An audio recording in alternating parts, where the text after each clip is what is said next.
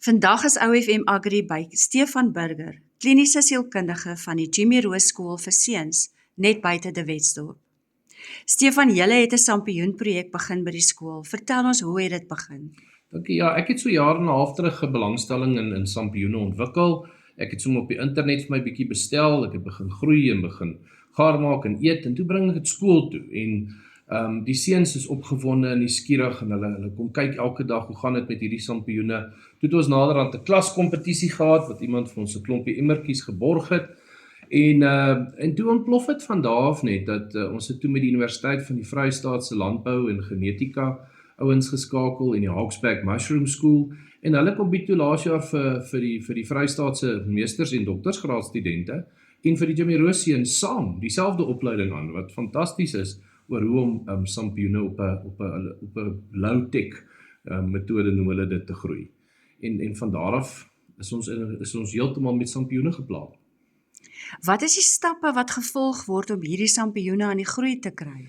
In die eerste plek het 'n ou 'n substraat nodig. Ons het toe nou ons mieliereste op die plaas begin benut en gekyk daarna.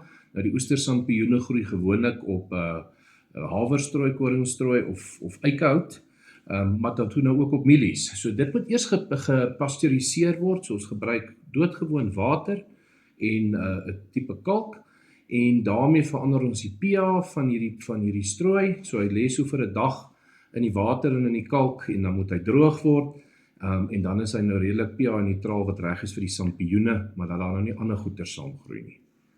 Stefan, wat is die einddoel vir die sampioenboerdery?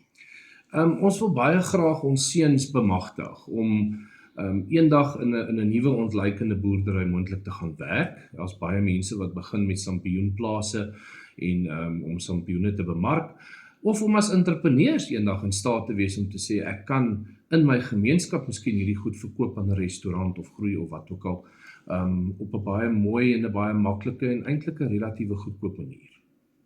Wat het julle nodig om die boerdery makliker te maak?